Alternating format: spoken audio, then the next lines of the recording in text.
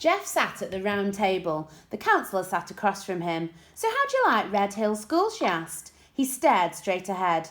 "There's a boy in the girls' bathroom," echoed inside his head. "I imagine it must seem a little scary," said the counsellor. He didn't answer. "I think it's scary," she said. "It seems so big. Anytime I try to go anywhere, I get lost." He smiled weakly. "It's hard for me because I'm new here," she explained. "Today is only my second day of school. I don't know anybody. Nobody knows me. The other teachers all look at me strangely. It's hard for me to make friends with them. They already have their own friends." "I know what you mean," Jeff said. "Maybe you can help me," said the counsellor. "Me?" said Jeff. "How can I help you? I'm the one who needs help." "Well, maybe we can help each other. What do you think about that?" "How?" "We're the two new kids at school," she said. "We can share our experiences and we can learn from each other." Jeff smiled. "Okay, Miss Davis," he said. "Jeff," she said, "if we're going to be friends, I want you to call me Carla, not Miss Davis." He laughed. "Do you think Carla's a funny name?" "Oh no, I just never called a teacher by her first name, that's all." "But we're friends. Friends don't call each other Miss Davis and Mr. Fishkin, do they?" Jeff laughed again. "No," he said, and then he frowned. "The kids in my class call me Fish Face." "Have you made any friends?" asked Carla. "I sort of made one friend," said Jeff, "but I don't like him." "How can he be your friend if you don't like him?" "Nobody likes him. At first I felt sorry for him because nobody wanted to sit next to him. Mrs. Ebel said it loud, right in front of the whole class. 'Nobody likes sitting there,' she said. It was like he wasn't even there. It's bad enough when a kid says something like that, but a teacher—" "It must have hurt his feelings," said Carla. "No, he just smiled."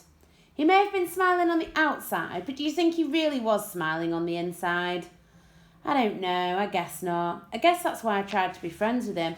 I told him I liked sitting next to him, but then he said, 'Give me $1 or I'll spit on you.'" "What did you do?" "I gave him $1. Didn't want him to spit on me." "But then later he said, 'I'll give you $1 to be my friend.' So I just took it. It was my $1. So does that mean I have to be his friend, even though I just broke even?" "What do you think friendship is?" Carla asked him. "I don't know. I mean, I know what it is, but I can't explain it." "Is it something you can buy and sell? Can you go to the store and get a quarter of milk, a dozen eggs and a friend?" Jeff laughed. "No." "So does that mean I don't have to be friends with him?"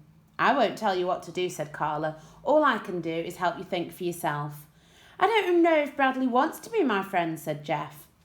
"Today at recess we hung around together, but we didn't do anything. He acted like I wasn't there.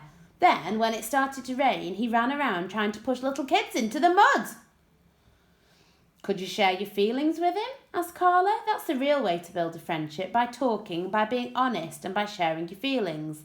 Like the way we're talking and being honest with each other now. That's why we're friends." "But Bradley's different than you and me," said Jeff. "I think you'll find that if you're nice to Bradley, he'll be nice to you. If you are honest and friendly with him, he'll be honest and friendly with you. It's just like the $1. You always break even then." Jeff smiled. "Are you going to see Bradley too?" he asked. "Yes, later today." "Do you think you'll be able to help him?" "I don't know." "I hope so. I think he needs help even more than me." "You won't tell him anything I said, will you?" "No, that's one of the most important rules. I never repeat anything anyone tells me here around the round table." "Never?" She shook her head. "What about to other teachers?" She shook it again. "What about to the principal?" "Nope." "Okay," said Jeff. He took a deep breath. "Here goes." He grimaced. "On the way here, got a little lost and I accidentally went into the girls' bathroom." He covered his face with his hands. Chapter 8. Mrs. Ebel was teaching geography. Everybody in the class had a map of the United States on his or her desk. Bradley's map was different from all the others. California was above Wisconsin. Florida stuck out of Texas. He picked up his pair of scissors and he carefully cut out Tennessee. He was a good cutter. The edge of his scissors never left the black line. He wondered what was happening to Jeff. He knew he was at the counsellor's office. He imagined she was doing all kinds of horrible things to him. He had tried to tell Jeff at recess to not go see her. He taped Tennessee to Washington. He was a very messy taper. His piece of tape twisted and stuck to itself. He looked up as Jeff entered the room and he watched him hang the hall pass on the hook behind Mrs. Ebble's desk. Then he looked away as Jeff headed for the seat next to him. When the bell rang for lunch, he shoved his map into his desk and he pulled out his paper sack. Because of the rain, everyone had to eat inside. In the auditorium, he and Jeff walked there together. Sort of.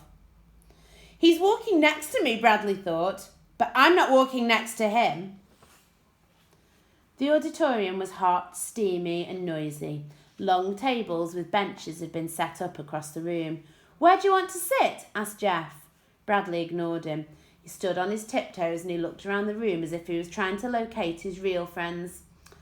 Jeff walked away and sat at one of the tables. Bradley walked behind where Jeff was sitting. I think I'll sit here," he said aloud, as if he didn't know Jeff was there.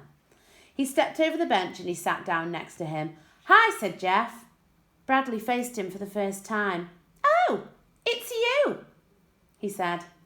They ate their lunches. "What are you eating?" asked Jeff. "Peanut butter sandwich," said Bradley. As he spoke, bits of peanut butter and bread flew from his mouth. "What about you?" "Tuna fish," said Jeff. Bradley swallowed his food and said, "I hate tuna fish." "My mother makes it good," said Jeff. "She chops apples in it." "I hate apples," said Bradley.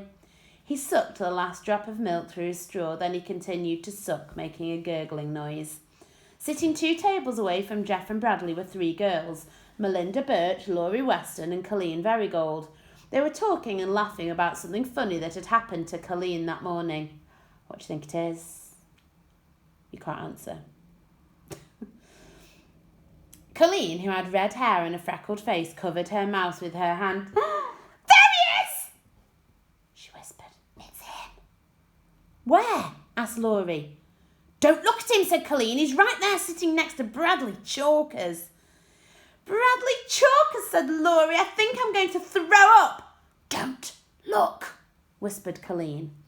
Bradley stopped sucking on his straw. "What the councillor do to you?" he asked. Jeff shrugged. "Nothing."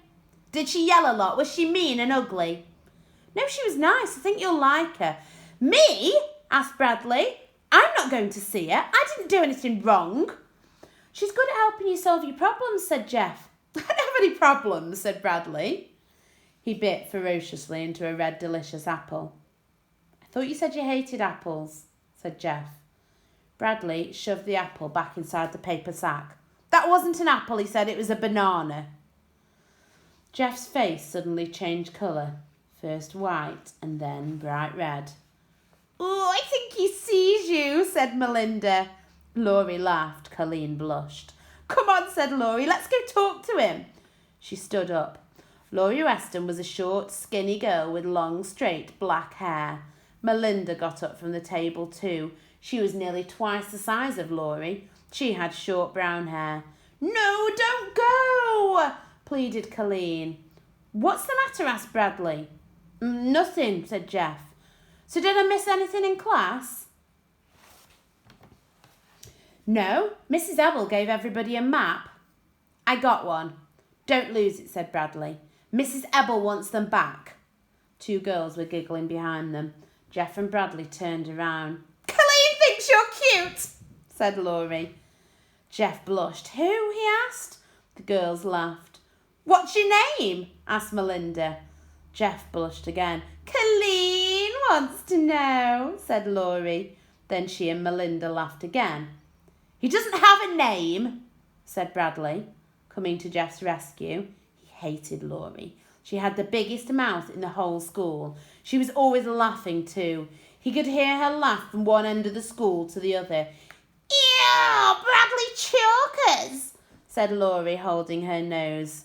"Laurie Loudmouth," said Bradley. "We're not talking to you, Bradley," said Melinda. "Get out of here, or I'll punch your face in," he replied. "You wouldn't hit a girl," said Melinda. "That's what you think," and he shook his fist. Melinda and Laurie backed away. "We only wanted to know his name," said Melinda. "And what he's doing in the girls' bathroom," shrieked Laurie. The two girls laughed and ran back to Colleen. Bradley slowly turned and looked at Jeff, amazed. Jeff sat with his head on the table and his arms over his head. You went into the girls' bathroom? Bradley asked. So what? Said Jeff from under his elbow. Carla says. Me too, declared Bradley. I go all the time. I like to make them scream. He smiled at Jeff. And that's all we're reading today. Okay, right, I will tell you the rules for the game. You're going to need that bit of book.